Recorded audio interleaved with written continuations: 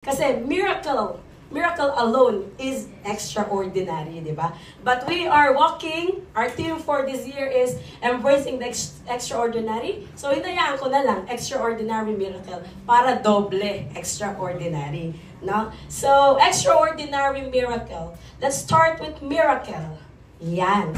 Miracle. The meaning of miracle, according to God question or I think organization, no, miracle is an event that involves the direct and powerful action of God.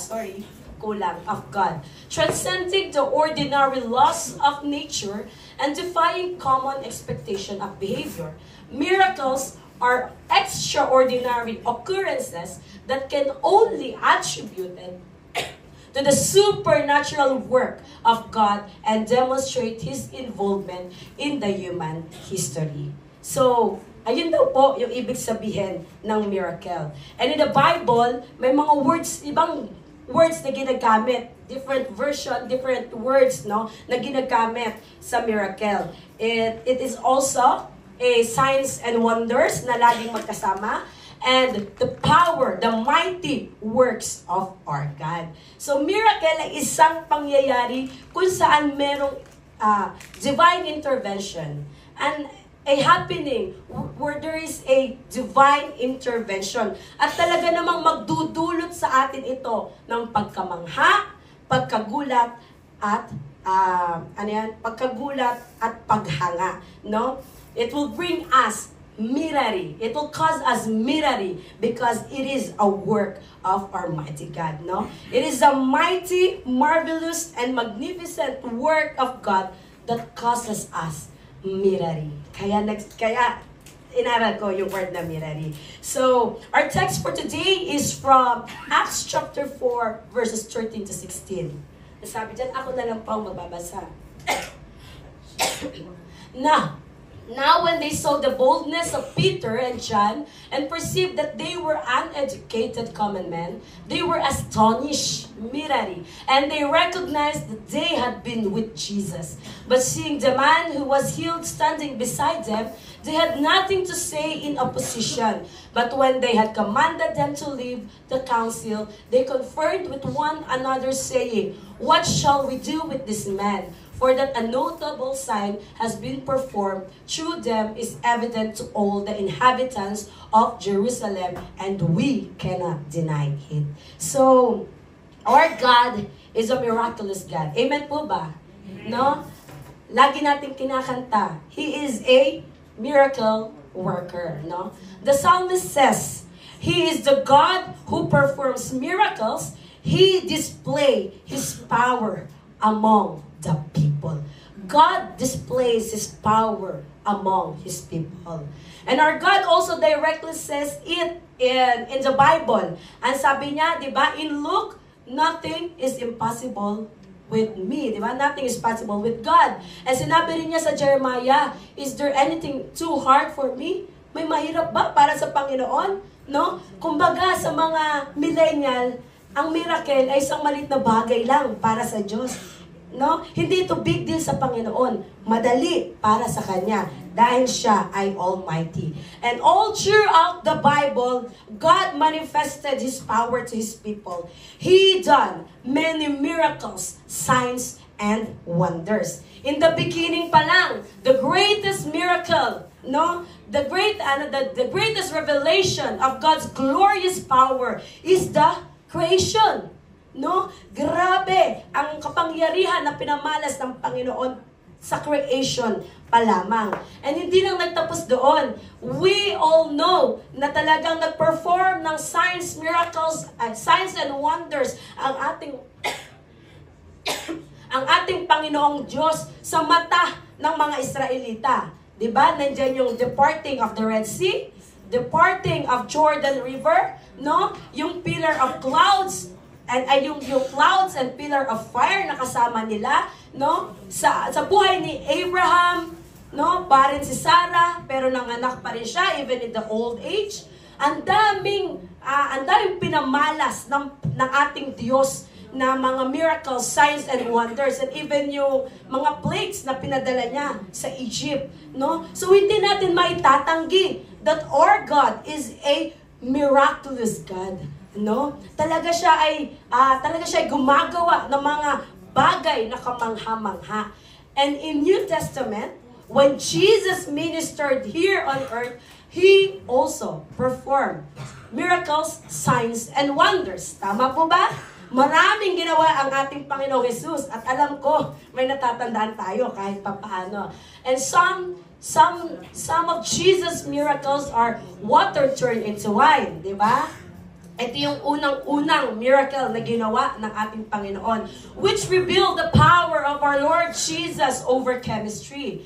Healing of an official son, no, which revealed the power of Jesus over distance. Kasi naalala niyo yung official son, sinabi sa kanya ni Jesus na hindi na siya sasama, di ba? Umuwi ka na at pag-uwi mo, magaling na ang anak mo. So, Jesus reveals power over distance, no?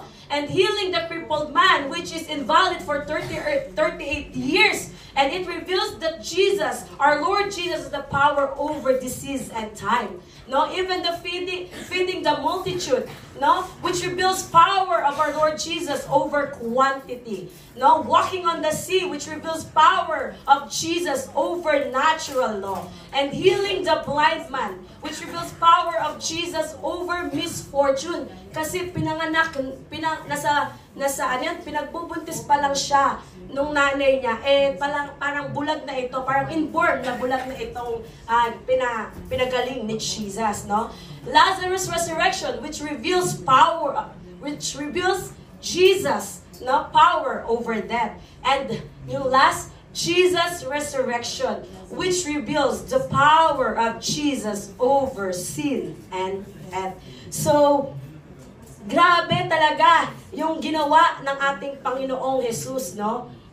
Talagang pinakita niya that He is a miraculous God, no? And marami pa na mga ginawa ang ating Panginoon, no? And in fact, no, John tells us in chapter 21, verse 25, that Jesus did many things. If they were all written down, He supposed that the whole world could not contain the books that would be written. Hindi sasapat, no, ang Biblia, ang libro sa buong mundo para mailathala ang ginawa ng ating Panginoong Jesus. That's miraculous our God is. He is awesome in power. He displays His mighty works. He keeps revealing Himself through extraordinary miracles, signs, and wonder. Indeed, our God is almighty. He is the all-powerful one, and we will stand forever in awe of Him. Lagi tayong mamamangha sa kadakilaan, no, na mga ginagawa ng ating Panginoong Jesus, ng ating Diyos. Amen po ba? Amen. No? God's miracle, those extraordinary works of God will always cause us mirari, to be in awe, to marvel, to wonder the Most High. No? And Jesus' miracle didn't stop here.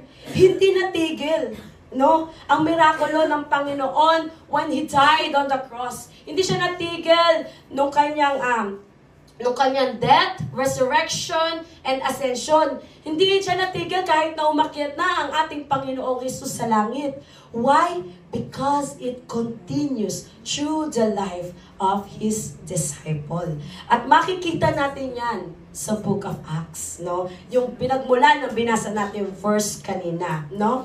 The books of Acts records extraordinary miracles, signs, and wonders of God that was performed by common men who turned to be extraordinary because they were filled with the Holy Spirit, no? Mga common man, katulad mo, katulad ko, fisherman, mga makakasalanan, but they turned to be extraordinary because of the power of the Holy Spirit that is within them. Amen. So, church, amen, hindi lang sila ang makakagawa ng mga ganitong bagay. Hindi lang sila ang makakaranas ng mga magigiting na gawa ng ating Panginoong Diyos, Why? Because the Holy Spirit is also given to you and me. And that's extraordinary power, no? Ayan ang magdudulot sa atin para makagawa rin ng mga bagay, no? Na talagang makikita ng tao na ang Diyos natin ay buhay, na ang Diyos natin ay miracle worker, no? So, ayun nga po, at dalawa sa mga disciple na ito ay si John and si Peter. Peter and John. Ayan, no? Kilala natin lahat si Peter and John, di ba? We all know that Peter and John is in the inner circle of Jesus. Malapit sila sa puso ng ating Panginoong Jesus. And we also know that this Peter and John ran away, no? Nung naaresto na si Jesus. Nung pinut na siya sa trial at nung kinrucify siya. Di ba? Si Peter denied Jesus 3 times. Pero dito sa Acts, no, sa libro ng Acts, kakaiba na si Peter, kakaiba na si John. Hindi na sila nag-run away. They are clothed with boldness, with courage, with zealousness, at hindi na sila mapipigilan doon sa pinapahayag nilang katotohanan na ang ating Panginoong Hesus ang tunay na Messiah. No? They became an agent or a vessel of God to do His mighty, marvelous, and magnificent work. Naging vessel sila, naging agent sila ng ating Panginoong Hesus to do His mighty works. At maipakita sa maraming tao na ang ating Diyos ay tunay at nag-iisa. Siya ay buhay. At siya ay gumagawang patuloy ng mga kamanghamanghang bagay, no? At ayun nga, yung binasa natin kaninang verse, no? Bago tumating doon, may kwento, no? May kwento doon. Kukwento ko na lang sa inyo kasi masyadong mahaba. Hindi ko na po inilagay dito sa slides. So I'll just summarize it, no? Before the verse that we had read a while ago, in the previous chapter, which is chapter 3, Peter and John were going up in the temple to pray, no? After ng chapter 2, they were filled na, di ba, ng Holy Spirit. And they go to the temple to pray. And they met this lame beggar na nandoon sa gate ng temple. And then when this lame beggar saw Peter and John, nung nakita niya si Peter and John, he asked for alms. Nanghihingi siya, no, ng limos dito sa dalawa. And ano yung sinabi ni Peter? But Peter said, I have no silver and gold, but what I do have, I give to you. In the name of Jesus Christ of Nazareth, rise up and walk. And he took him by the right hand and raised him up, and immediately his feet and ankles were made strong. And leaping up, he stood and began to walk, and entered the temple with them, walking and leaping and praising God. And all the people saw him walking and praising God, and recognized him as the one who sat at the beautiful gate of the temple, asking for alms. So sa madaling salita, Peter healed the lame beggar. No? At itong lame beggar na to, tumayo na, and he was leaping and praising God. Kasi doon sa ginawa sa kanya. At nakita ito ng maraming tao. And nasabi doon sa last part, and they were filled. Yung mga tao na nakakita, they were filled with wonder and amazement at what had happened to him. Na-amaze sila. It causes them mirroring. Kung ano yung nangyari. Kung ano yung nangyari doon sa lame beggar. Namangha yung mga tao na nakakita nito. At ang nangyari, after nun, the people ran together to Peter and John. And Peter and John explains that by Jesus' power and authority, na-heal yung lame beggar. And they continue to proclaim the gospel. At dito na papasok yung Acts chapter 4. No? Nagkakagulo na yung mga tao. Manghang-mangha sa ginawa, no, ni Peter and John. It catches now the attention of the Sanhedrin. No? Sabi ni Ate Julie kanina, sino daw yung mga Sanhedrin? No? Sila yung mga Supreme Council ng Jews, no? And they are headed by the high priest. At hindi sila naniniwala sa resurrection of death, no? So, nung narinig nila or nakita nila na yung mga tao, no, nagkakagulo dahil namangha doon sa ginawa ni Peter na pagpapagaling doon sa may sa lame beggar, no, na-irritate, na-disturb itong mga Sanhedrin na ito, no, na-annoy sila sa nangyayari, no. And ang ginawa nila, inarrest nila si Peter and si John. Na-inarrest nila yun, no? Nakita kasi ng mga ng mga priest, ng mga captain of temple and the Sadducees, and they confronted Peter, no? Inarrest nila si Peter at dahil gabi na, no, doon na natulog si Peter and John. And the next day, the Sanhedrin interrogated Peter and John. Nagtanong ngayon itong mga Sanhedrin na ito kung kaninong pangalan nila ginagawa ito. And then Peter and John, no, explain, no, sa kanila si Jesus Christ. They proclaim Jesus Christ. At ito na nga yung nangyari sa verse na binasa natin kanina. Pwede po bang pakabalik? Ayan, no? They saw the boldness of Peter and John and perceived that they were uneducated common man. They were astonished. Biruin mo, na-astonish din itong mga Sanhedrin na ito kaila Peter and John, no?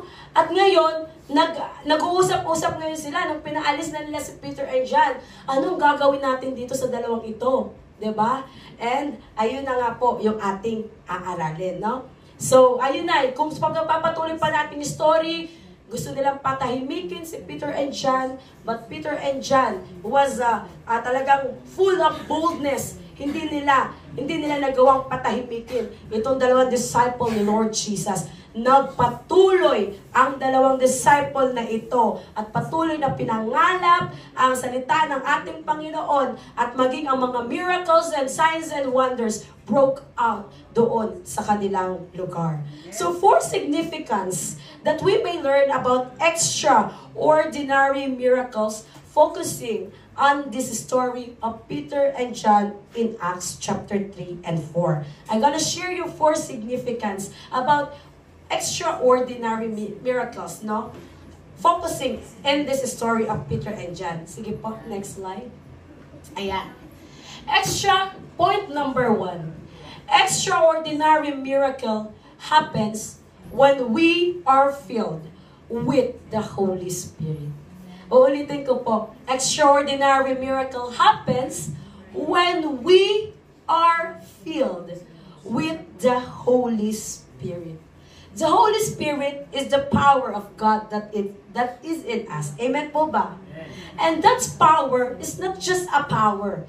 It is an extraordinary power that able us to do the things beyond our natural ability. No? The Holy Spirit able us to do mighty things that God want us to do. No? Bakit ka naririto kahit na minsan pagod ka na? Why? Because the Holy Spirit that is in you strengthen us. Bakit ka nagpapatuloy sa ministry kahit na maraming pagsubok? Because the Holy Spirit able us to do those things for our Lord Jesus, for His glory. Siya lamang ang makakagawa nito at wala nang iba pa. And praise God, dahil hindi niya tayo iniwan, kahit na umakita siya sa langit, He gave us that power, and that is the Holy Spirit. And to make it clear, church, indwelling of the Holy Spirit and being filled with the Holy Spirit are 2 different things. Magkaibang bagay yung indwelling of Holy Spirit and being filled with the Holy Spirit. Kasi baka minsan, may mga Kristiyano na nagtatanong, bakit na sa akin na yung Holy Spirit pero hindi pa rin ako makakilos para sa Panginoon? Evangelism na nga lang, di ko pa nagagawa. Nahihiya ako. Wala akong boldness. Wala akong zealousness. Ano kayang kulang na sa akin naman yung Holy Spirit? Diba? Because indwelling and being filled is two different things. Indwelling of the Holy Spirit is a one-time event. It happens when we receive Jesus Christ as our Lord and Savior. When we repent from our sin and receive and declare that Jesus is the Lord and Savior of our lives. That moment, ibinigay na ng Panginoong Jesus sa iyo ang banal na Espiritu, buong buo. Nasa iyo na yan. Naninirahan na sa iyo. It is alive in you. Amen? Peter and John were uneducated people. Tulad mo, tulad ko, they are common people. They had no formal education.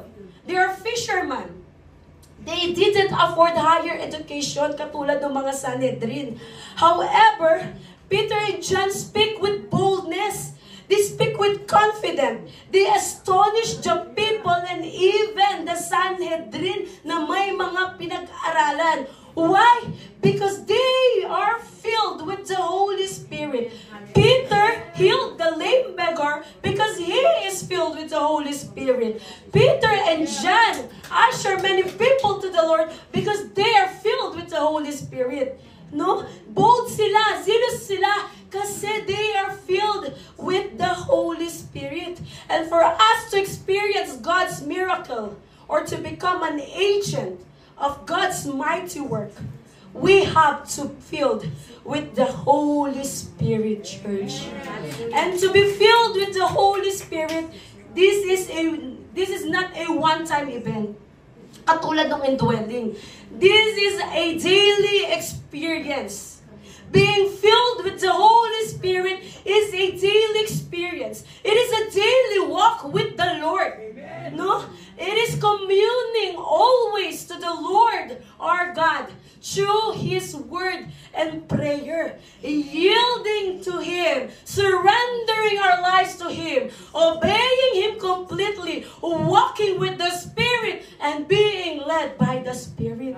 Doon mo matatawag that you are filled with the Holy Spirit kung ikaw ay palagi lumalakad sa nais ng ating Panginoon. It is a daily experience. This is a daily walk. Gusto mo ma-feel ng Holy Spirit? We have to walk daily with the Holy Spirit. Amen. Amen.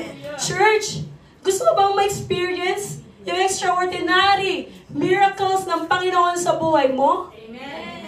Do you want to experience extraordinary miracles upon your family? Amen. Upon your health? Amen. Upon your finances? Amen. And even in your ministry? Amen. At sa work mo? Amen. Then be filled with the Holy Spirit. Walang ibang paraan, church. No? Hindi sapat na nagpupunta ka sa church na ito ng every Sunday. We have to walk with the Holy Spirit daily. At mangyayari lang yun kung sasaliksikin natin ang ating Panginoong Jesus. Kung makikipag-fellowship and commune tayo sa banal na Spiritu through the Word and prayer. So let us be filled, church, with the Holy Spirit so that we can experience and we can become an agent of God to do His mighty work. Amen. Number 2, second point.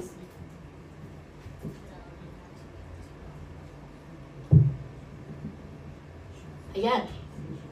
Extraordinary miracle follows the full preaching of the gospel. Again, extraordinary miracle follows the full preaching of the gospel and not the other way around. Before Peter healed the lame beggar, kung babalikan nyo yung chapter 2 ng Acts, he proclaimed the gospel with boldness. No? Pinoclaim ni Peter yung gospel of Jesus Christ with all boldness. No? And ganun din ang nangyari sa ibang disciple. Before the miracle signs and wonders happened, they preached the gospel, the whole truth of the gospel. Katulad na lamang ni Philip. Next slide. Ayan. Sabi sa Acts chapter 8:48, now those who were scattered went about preaching the word. Philip went down to the city of Samaria and proclaimed to them the Christ. And the crowds with one accord paid attention to what was being said by Philip when they heard him and saw the signs that he did. For unclean spirits crying out with a loud voice came out of many who had them, and many who were paralyzed or lame were healed. So there was much joy in the city. So, signs and wonders, miracles, mangyayari yon when we proclaim the whole truth of the gospel. No? And not the other way around.